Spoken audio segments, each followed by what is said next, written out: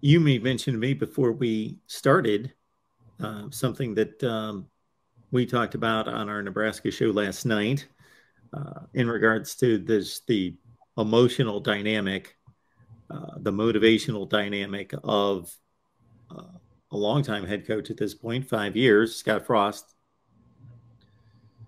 relieved of his duties, and then you bring in Mickey Joseph, who is already part of the coaching staff and familiar to the team and so forth. But where that where that dynamic goes, your thought, if I read it correctly, was the same as mine, that there typically is at least a temporary jolt of enthusiasm, energy. If the coach is able to sell it well, us against the world, nobody thinks we can do anything. Nobody's expecting us to do anything. And it's a clear path in terms of a direction, and a goal, and a cry. What do they call that? Like a you know uh, fight Right. mantra.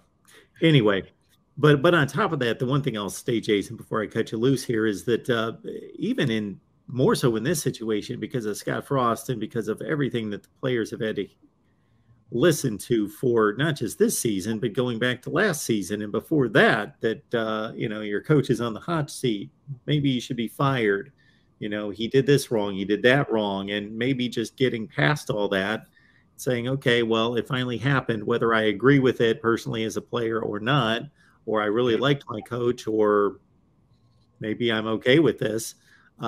Regardless, it's behind us, it's over, and we kind of have this fresh start. Yeah, no, you're absolutely right, Mark. I mean, I'm kind of reminded, obviously, with Bob Stoops in the bowl game last year, how that ended up. But I think a few years ago when Mike Stoops was relieved of his duties from a defensive coordinator perspective, and Ruffin McNeil took that spot, the team played a little bit better defensively for a couple of weeks, and then they came back down to earth, and they were about as bad as they had been under Mike for the rest of the year. So I think I certainly absolutely agree with your with your commentary, which is very consistent with mine in terms of there's a little bit of energy that's going to be that's going to be brought into this Nebraska team, this weekend. Now, whether or not it's good enough, for them to challenge Oklahoma in the way that they thought that they would be able to open the year, that remains to be seen. There's an element watching. I watched.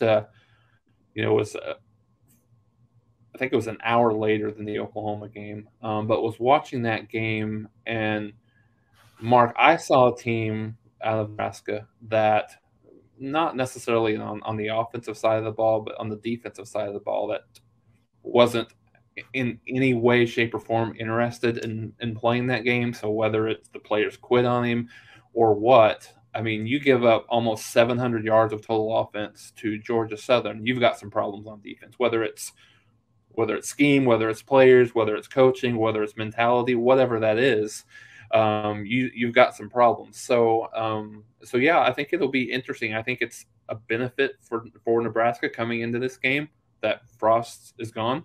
Honestly, I think there would always be a little bit of extra motivation with a team like Oklahoma coming into Lincoln. Sure, a nationally top 10 team, and with the rivalry that has been. I mean, most of these kids don't know anything about this rivalry, um, but just being told that all week, and so I think it gives Nebraska probably a better chance than they would have previously. If Frost is still here till the October 1st deadline, right? And he's there, but give credit to Trev Alberts. He made the decision. Obviously, he knew that it was going to be a substantial financial decision. So to make this move right now, so I think it's really depending on the mindset of these kids, right? I mean, this is another thing that we talked about. What was the locker room like? Does the locker room love? This also reminds me of John Blake a few 20 or so years ago. Like, I think the locker room was split they really love John Blake, but at the end of the day, they wanted to be able to. They loved playing for him, but they wanted to be able to win. And they couldn't continue to throw out these 3-8, 3-9, 5-6, 5-7 seasons. So, do these kids come into this game?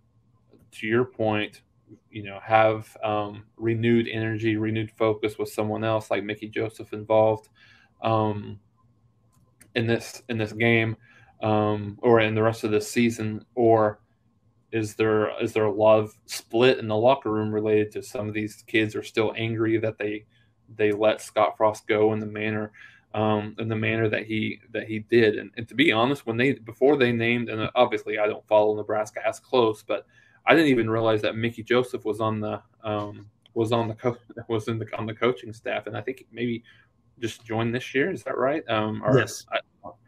That's what I'd heard. And when I think, of course, I'm not obviously like super super old, but when I think of Mickey Joseph, I remember I believe it was the 1995 game where he broke his leg against Oklahoma. One of the only, I think it was the only win that Gary Gibbs got over Nebraska when he was there, 45-10 in 1995. But I regress. But yeah, it'll be it'll be interesting in the mindset of Nebraska coming into this game. Obviously, there'll be a bolt of energy. Now, I think what will happen is I'm sorry, I said 1995, 1990.